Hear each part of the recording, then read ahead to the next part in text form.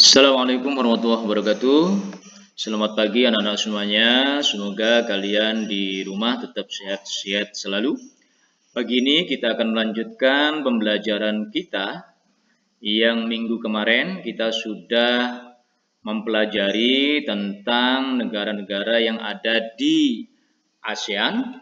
Sekarang kita akan dalami lebih lanjut bagaimanakah hubungan antar negara-negara di ASEAN ini. Oleh karena itu, tujuan pembelajaran kita, jadi kita akan mempelajari dan mengidentifikasi bentuk-bentuk kerjasama yang dilakukan atau yang dijalani oleh negara-negara yang tergabung dalam ASEAN. Oleh karena itu, anak-anak tetap semangat dan jaga kesehatan. Semoga kalian bisa mengikuti pembelajaran ini dengan penuh semangat dan di akhir pembelajaran kalian bisa mengerti dan menjelaskan bagaimanakah bentuk-bentuk hubungan kerjasama di antara negara ASEAN, bagaimana dampaknya sekaligus apa manfaat dari kerjasama itu. Baik anak-anak semuanya, kita masuk ke dalam pembelajaran kita. Ada kata interaksi negara-negara ASEAN. Apa itu yang dimaksud dengan interaksi? Kata interaksi itu padanannya adalah hubungan timbal balik. Jadi hubungan yang terjadi di antara negara-negara yang ada di Asia Tenggara. Dalam bentuk apa? Dalam bentuk kerjasama. Bentuk kerjasama yang dilakukan antar negara itu ada berbagai macam. Dilihat dari wilayahnya, maka bentuk kerjasama ada yang disebut dengan kerjasama regional. Kerjasama regional itu adalah kerjasama yang dilakukan dalam satu kawasan. Contohnya misalkan Asia Tenggara, misalkan juga ada kerjasama di wilayah Pasifik, ada kawasan Eropa, nah itu namanya kerjasama regional. Jadi dibatasi oleh kawasan wilayah. Di Asia Tenggara, contohnya kerjasama regional itu adalah organisasi ASEAN. Ada juga kerjasama yang melibatkan banyak negara, tidak dibatasi oleh kawasan, itu disebut dengan kerjasama internasional. Ada juga kerjasama namanya multilateral, yaitu kerjasama yang diikuti oleh banyak negara. Berarti ini sama dengan padanan kerjasama internasional, jadi banyak negara yang tidak dibatasi oleh wilayah seperti PBB, yaitu kan kerjasama yang tidak mengenal batas wilayah. Hampir semua negara bisa masuk menjadi anggota PBB. Ada juga namanya kerjasama bilateral. Kerjasama bilateral itu adalah kerjasama yang dilakukan, yang dijalin oleh dua negara. Contohnya seperti Indonesia dengan Singapura, Indonesia dengan Arab Saudi. Itu namanya kerjasama bilateral. Jadi hanya diikuti oleh dua negara.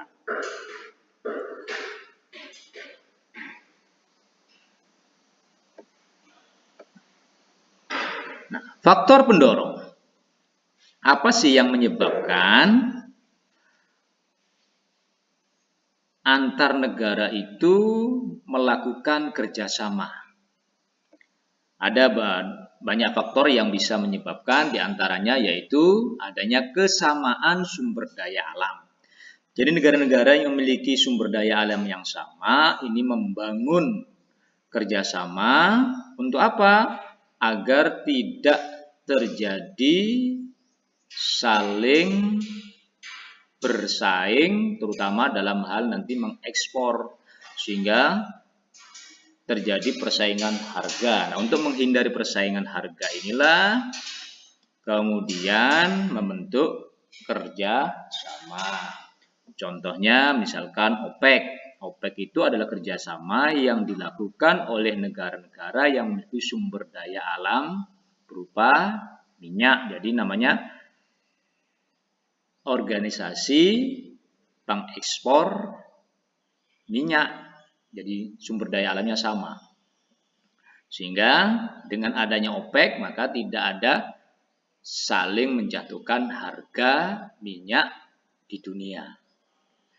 Itu adalah yang mendorong terjadinya kerjasama karena ada kesamaan sumber daya alam. Yang kedua adalah karena ada perbedaan sumber daya alam. Jadi masing-masing negara itu memiliki sumber daya alam yang berbeda-beda. Agar bisa terpenuhi kebutuhan di dalam negaranya yang tidak bisa dihasilkan oleh negara itu, maka dia harus bekerja sama dengan negara yang memiliki sumber daya alam yang dibutuhkan oleh negara itu. Maka dia membangun kerjasama karena ada perbedaan sumber daya alam. Yang ketiga, juga karena ada kesamaan wilayah dan kondisi geografi. Jadi kesamaan kondisi geografi juga harus dibangun, sehingga untuk membangun itu dibentuklah kerja sama. Supaya apa? Supaya tidak saling mengklaim wilayah, terutama untuk daerah-daerah perbatasan. Contohnya Indonesia dengan Malaysia, ini kan berbatasan. Supaya tidak saling mengklaim perbatasan-perbatasan itu, kondisi geografinya kan berhimpitan. Maka harus dibangun kerja sama. Yang selanjutnya, yang mendorong terjadinya kerjasama karena ada perbedaan wilayah kondisi geografi. Perbedaan ini juga harus dibangun kerja sama. Supaya apa? Supaya bisa disamakan perbedaan kondisi geografi ini. Karena satu wilayah dengan wilayah lain memiliki kondisi geografi yang berbeda, pasti di situ memiliki keunggulan yang berbeda-beda. Dari keunggulan itulah maka kita bisa mencontoh atau mengambil pelajaran dari perbedaan kondisi geografi yang ada di negara lain. Nah, di dalam kerjasama juga ada faktor penghambat. Apa yang menghambat terjadinya kerjasama antar negara, terutama di ASEAN? Yang pertama adalah adanya perbedaan ideologi.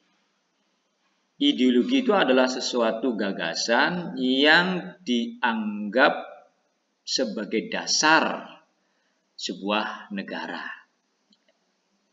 Karena perbedaan ideologi inilah kadang-kadang bisa menghambat terjadinya kerjasama. Contohnya, dasar negara kita adalah ideologi Pancasila.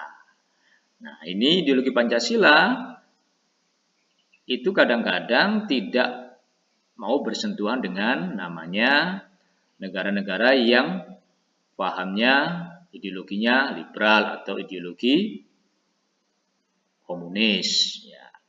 Ini perbedaan-perbedaan inilah yang sering menghambat terjadinya hubungan kerja sama. Terjadinya konflik dan peperangan. Jadi kalau di suatu wilayah itu terjadi konflik atau peperangan, ini akan menghambat hubungan kerjasama. Contohnya misalkan di Indonesia ini terjadi demonstrasi yang besar-besaran sehingga terjadi banyak pengerusakan. Akibatnya apa? Banyak negara-negara yang melarang penduduknya untuk masuk ke wilayah Indonesia. Karena di situ ada konflik. Nah, bisa jadi kalau konfliknya berkepanjangan, maka akan menarik hubungan kerjasama, bahkan daerah diplomasinya atau kedutaan besarnya bisa ditarik. Ya, itu karena apa? Karena untuk menghindari terjadinya keselamatan atau bencana bagi warga negara yang ada di negara itu. Maka ini menjadi penghambat. Maka salah satu syarat supaya kerjasama itu bisa terjalin, maka negara itu harus dalam kondisi aman dan stabil. Kalau terjadi banyak konflik dan peperangan, maka akan menghambat terjadinya hubungan kerjasama. Yang ketiga yang menghambat itu adalah kebijakan protektif. Kebijakan protektif itu adalah kebijakan untuk memproteksi atau melindungi produksi dalam negeri. Jadi kalau sudah ada kebijakan untuk melindungi produksi dalam negeri, maka barang-barang yang sejenis dari luar itu dilarang untuk masuk ke negara yang bersangkutan. Inilah sehingga terjadi penghambat kerjasama. Akibat adanya kebijakan untuk melindungi barang-barang dalam negeri, namanya kebijakan protektif. Yang selanjutnya yang menghambat kerjasama itu adalah perbedaan kepentingan tiap-tiap negara. Jadi masing-masing negara itu pasti memiliki kepentingan yang berbeda. Nah, kepentingan yang berbeda inilah salah satu faktor penghambat kerjasama. Yang kelima yaitu adanya pembatasan yang diperbolehkan atau kita kenal dengan istilah kuota. Kuota ini juga dalam rangka untuk melindungi produksi dalam negeri. Jadi contohnya begini, kebutuhan beras kita di Indonesia itu misalkan satu harinya butuh 100.000 ton misalkan ya. Nah, kemampuan petani kita menghasilkan itu baru 99.000 ton. Berarti masih ada sekitar 1.000 ton kekurangannya. Kekurangannya itulah yang diambilkan di luar negeri. Jadi batasnya yang boleh mengimpor beras hanya 1.000 ton. Nah, kalau begitu maka lebih dari itu nggak boleh, sehingga kerjasamanya hanya terbatas pada kebutuhan beras yang kekurangannya itu. Nah, sehingga negara-negara lain yang mau mengimpor atau mengekspor berasnya ke negara Indonesia pasti tidak boleh. Itulah terjadi hambatan karena adanya kuota.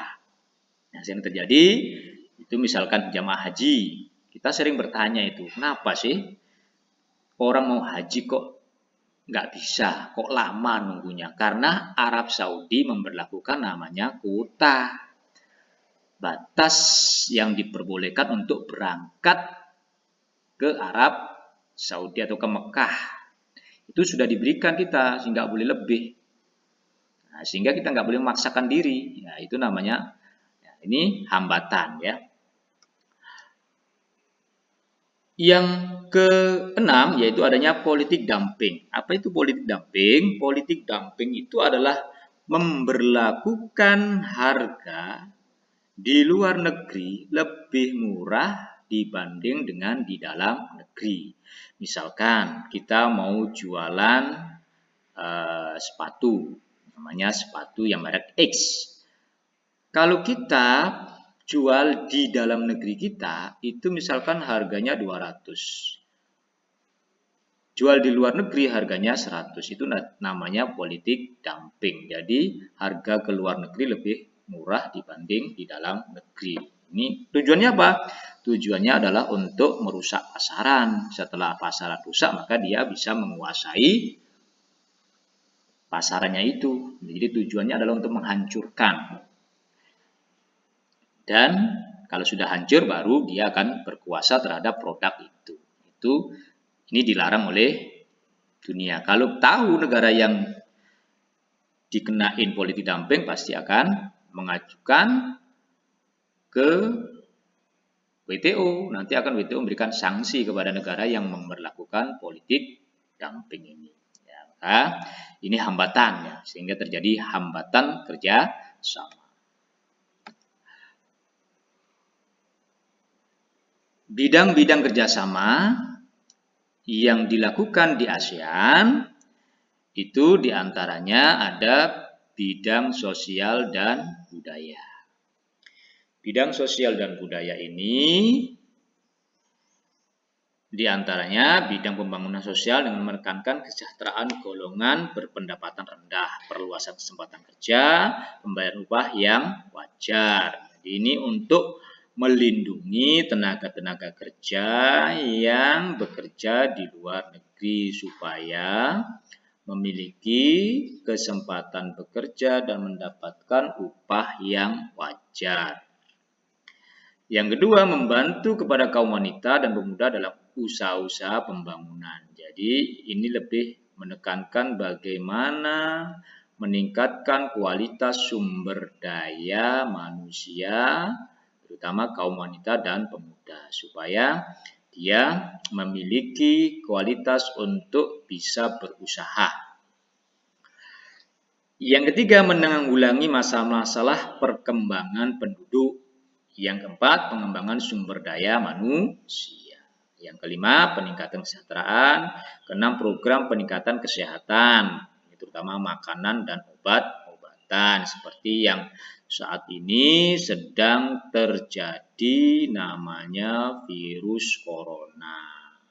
Virus corona ini tidak bisa kita atasi sendirian, maka harus bekerja sama dengan negara-negara lain, terutama dalam pengadaan vaksin ya, karena kita belum mampu untuk menyediakan vaksin sendiri. Ini termasuk juga kalau ada bencana yang dibutuhkan, misalkan bantuan makanan, ya, obat-obatan, semuanya bisa bekerja sama dalam bidang sosial dan budaya. Kemudian pertukaran budaya. Seni juga festival film ASEAN ini yang sudah banyak dibangun, terutama kalian perhatikan di televisi ya, ada namanya itu ya festival atau film ASEAN, ada juga DA Asia, ya, DA ASEAN itu ya, jadi bukan hanya Indonesia. Festival Dangdut ASEAN ya. Kemudian penandatanganan kesepakatan bersama di bidang pariwisata atau ASEAN Tourism Agreement ATA. Jadi untuk menjalin kerjasama di bidang pariwisata. Penyelenggaraan pesta olahraga 2 tahun sekali yang kita kenal dengan SEA Games. Ini untuk wilayah ASEAN. Selalu setiap 2 tahun ada pesta olahraga. Ini anak-anakku semuanya bidang-bidang kerjasama di ASEAN untuk bidang sosial dan budaya. Kemudian bidang yang kedua, bidang politik dan keamanan. Bidang politik dan keamanan diantaranya ini untuk menciptakan keamanan, stabilitas, dan perdamaian antar negara di ASEAN. Jadi bagaimana wilayah ASEAN ini menjadi wilayah yang aman, stabil, tidak banyak terjadi pergolakan, dan menjadi wilayah yang damai di antara negara-negara di ASEAN. Tidak ada konflik. Yang sudah dibangun diantaranya ada namanya ZOFAN. ZOFAN itu artinya Zone of Peace, Freedom, and Neutrality.